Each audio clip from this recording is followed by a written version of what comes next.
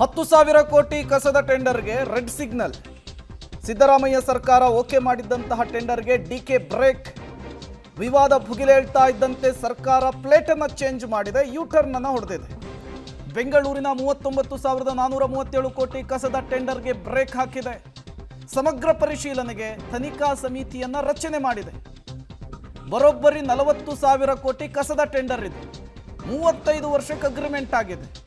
Block ಲಿಸ್ಟ್ನಲ್ಲಿರುವಂತಹ ಕಂಪನಿಗೆ ಈ tender ಅನ್ನು ವಹಿಸಿಕೊಟ್ಟಿದ್ದು ದೆಹಲಿಯಲ್ಲಿ ವರಿಷ್ಠರು ಕೊಟ್ಟಂತಹ ಸೂಚನೆಯ ಮೇರೆಗೆ ಅನ್ನೋದು ಬಿಜೆಪಿಯ ಆರೋಪ. ಈ ಆರೋಪಕ್ಕೆ ಸಂಬಂಧಪಟ್ಟಂತೆ ಸಾಕ್ಷಿಯನ್ನು ಕೂಡ ಬಿಜೆಪಿ ರಿಲೀಸ್ ಮಾಡಿದೆ. ವಿವಾದದ ಕೇಂದ್ರ ಬಿಂದು ಬೃಹತ್ ಟೆಂಡರ್, 40,000 ಕೋಟಿ ರೂಪಾಯಿಯ ಟೆಂಡರ್. ಹಣಕಾಸು ಇಲಾಖೆ ಎಚ್ಚರಿಕೆಯ ಬೆನ್ನಲ್ಲೇ ಎಚ್ಚೆತ್ತುಕೊಂಡಿದೆ ಸರ್ಕಾರ. 39,437 ಕೋಟಿ ಕಸದ ಟೆಂಡರ್ಗೆ ತಾತ್ಕಾಲಿಕ ಬ್ರೇಕ್. ನಿಯಮ ಹಾಗೂ ವೆಚ್ಚದ ಪರಿಶೀಲನೆಗೆ ತನಿಖಾ ಸಮಿತಿಯ ರಚನೆ ಮಾಡಿದೆ. ಐಎಎಸ್ ಅಧಿಕಾರಿ ಅಂಜುಮನ್ ಪರ್ವೇಜ್ ನೇತೃತ್ವದಲ್ಲಿ ಕಮಿಟಿಯನ್ನು ರಚಿಸಲಾಗಿದೆ. ವಾರದೊಳಗೆ ವರದಿಯನ್ನು ಸಬ್ಮಿಟ್ ಮಾಡಿ ಅಂತೇಳಿ ಸರ್ಕಾರ ಸೂಚನೆಯನ್ನು ಕೊಟ್ಟಿದೆ.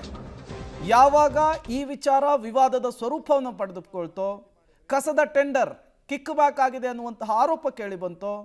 ಇದರಲ್ಲಿ ಸರ್ಕಾರ ಗಾರ್ಬೇಜ್ ಸ್ಕ್ಯಾಮ್ 36,000 ಕೋಟಿ ಹಗರಣ ಇಡೀ ದೇಶದಲ್ಲೇ ಮೊದಲ ಬಾರಿಗೆ ನಡೀತಾ ಇರುವಂಥ ಗಾರ್ಬೇಜ್. ರಾಹುಲ್ ಗಾಂಧಿ ಅವರು ಹೇಳಿದರು, ಇದರ್ಸೆ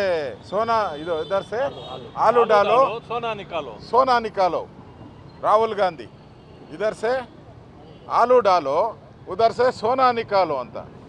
ಕರ್ನಾಟಕದಲ್ಲಿ Congress government D K Shivakumar Siddaramaiah ಇದರ್ಸೆ ಗಾರ್ಬೇಜ್ ಡಾಲೋ ಸೋನಾ ನಿಕಾಲೋ, ಇದರ್ಸೆ ಗಾರ್ಬೇಜ್ ಡಾಲೋ ಉದರ್ಸೆ ಸೋನಾ ನಿಕಾಲೋ. ಅವರ ಲೀಡರ್ ಏನು ಹೇಳಿದರು ಅದನ್ನು ಫಾಲೋ ಮಾಡ್ತಾ ಇದ್ದಾರೆ. ಗಾರ್ಬೇಜ್ ಕರ್ನಾಟಕದ ಇತಿಹಾಸದಲ್ಲಿ, ದೇಶದ ಇತಿಹಾಸದಲ್ಲಿ ಸುಮಾರು 10,000 ಕೋಟಿ ಲಂಚ ಲೂಟಿ ಮಾಡಿರುವಂಥ ಹಗರಣ ಇದು. ನನಗನ್ಸ್ತತೆ 430%ಗಿಂತನೂ ಹೆಚ್ಚು ಕಮಿಷನ್ ಜಾಸ್ತಿ ಆಗಿರ್ತಕ್ಕಂಥದ್ದು. ಅಂದರೆ ಕರ್ನಾಟಕದ ಪ್ರತಿಯೊಬ್ಬ ಬೆಂಗಳೂರಿನ ಪ್ರತಿಯೊಬ್ಬ ನಾಗರಿಕನ ಮೇಲೆ ಮತ್ತೆ ಹೊರೆ ಏರುವಂಥದ್ದು. ಇದೇನಾನ ಬಂದುಬಿಟ್ರೆ ಇಡೀ ಬೆಂಗಳೂರು ಜನ ತತ್ತರ ಆಗೋಗ್ತಾರೆ. ಈಗಾಗಲೇ ತೆರಿಗೆಗಳ ಹೊರೆಯಿಂದ ಬೆಂಗಳೂರು ಜನ ತೊಂದರೆ ಅನುಭವಿಸ್ತಾ ಇದ್ದಾರೆ. ಮನೆ ತೆರಿಗೆ ಇರ್ಬೋದು, ಹಾಲು, ಆಲ್ಕೋಹಾಲ್ ಎಲ್ಲ ತೆರಿಗೆ. ಈಗ ಈ ಕಸದಲ್ಲೇ ಲೂಟಿ ಮಾಡಿರುವಂಥ ಕಾಂಗ್ರೆಸ್, ಭ್ರಷ್ಟ ಕಾಂಗ್ರೆಸ್ ತೊಲಗಬೇಕಿದು. ಈ ಸರ್ಕಾರನೇ ವಜಾ ಮಾಡಬೇಕು ಅಂತ ಗವರ್ನರ್ಗೆ ನಾವು ಹೇಳಿದ್ದೀವಿ. ಈ ಸರ್ಕಾರನೇ ಇದೊಂದು ದೊಡ್ಡ ಸ್ಕ್ಯಾಂಡಲ್ಲು ಇದು. ಈ ಸರ್ಕಾರನ ವಜಾ ಮಾಡಿ ಇದನ್ನು CBI ತನಿಖೆಗೆ ಕೊಡಿ ಅನ್ನೋ ಆಗ್ರಹವನ್ನು ಗವರ್ನರ್ಗೆ ನಾವು ಮಾಡಿದ್ದೀರಿ. ಇಂಥ ಒಂದು ಭ್ರಷ್ಟಾಚಾರ ಕರ್ನಾಟಕದ ಇತಿಹಾಸದಲ್ಲಿ ಯಾವತ್ತೂ ನಡೆದಿರಲಿಲ್ಲ. ಫೈನಾನ್ಸ್ ಡಿಪಾರ್ಟ್ಮೆಂಟಿನ ಆದೇಶಗಳನ್ನು ಗಾಳಿಗೆ ತೂರಿ ವರ್ಲ್ಡ್ ಬ್ಯಾಂಕು ಬೇರೆ ಬೇರೆ ರಾಜ್ಯಗಳಲ್ಲಿ ಇವರು ಬ್ಲ್ಯಾಕ್ ಲಿಸ್ಟ್ ಆಗಿರೋದನ್ನ ಗಾಳಿಗೆ ತೂರಿ ಇವತ್ತು ಅವ್ರಿಗೆ ಕೊಟ್ಟಿದ್ದಾರೆ. ಅಂದರೆ ಇದರಲ್ಲಿ ಕೇಂದ್ರದ ಕಾಂಗ್ರೆಸ್ಸು ಮತ್ತು ರಾಜ್ಯದ ಕಾಂಗ್ರೆಸ್ ಇಬ್ಬರ ಕೈವಾಡ ಇರೋದರಿಂದ ಇಷ್ಟೊಂದು ದೊಡ್ಡ ಹಗರಣ ಆಗಿದೆ. ಈ ಹಗರಣ ಬಯಲಿಗೆ ತರ್ತಾ ಇದ್ದೀನಿ ನಾನು. ಈ ಹಗರಣವನ್ನು ಬಯಲಿಗೆ ತರ್ತಾ ಇದ್ದೀನಿ. ಇದನ್ನು ಯಾವುದೇ ಕಾರಣಕ್ಕೂ ಮುಚ್ಚಾಕಕ್ಕೆ ಬಿಡಲ್ಲ. ಈ ಟೆಂಡರ್ ರದ್ದಾಗಬೇಕು. ಯಾರ್ಯಾರು ಅಧಿಕಾರಿಗಳು ತಪ್ಪು ಮಾಡಿದ್ದಾರೆ ಅವ್ರ ಮೇಲೆ ಕಠಿಣ ಕ್ರಮ ಆಗಬೇಕು. ಅವ್ರನ್ನ ಜೈಲಿಗೆ ಕಳಿಸ್ಬೇಕು. ಆ ಆಗ್ರಹವನ್ನು ಮಾಡ್ತಾಯಿದ್ದೀನಿ.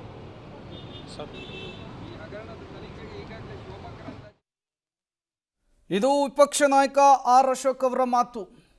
CBI ಇನ್ವೆಸ್ಟಿಗೇಷನ್ ಆಗಬೇಕು ಅಂತ ಹೇಳ್ತಿದ್ದಾರೆ. ದೆಹಲಿಯಿಂದ ಮತ್ತು ರಾಜ್ಯದ ನಾಯಕರುಗಳಿಗೂ ಕೂಡ ಇದರಲ್ಲಿ ಪಾಲಿದೆ ಅನ್ನುವಂತಹ ಆರೋಪವನ್ನು ಮಾಡ್ತಾ ಇದ್ದಾರೆ. 10,000 ಕೋಟಿ ರೂಪಾಯಿಯನ್ನು ಕಾಂಗ್ರೆಸ್ ಸರ್ಕಾರ ಕಿಕ್ ಬ್ಯಾಕ್ ರೂಪದಲ್ಲಿ ಪಡೆದುಕೊಂಡಿದೆ ಅನ್ನುವಂತಹ ಆರೋಪವನ್ನು ಮಾಡ್ತಾ ಇರುವಂಥದ್ದು.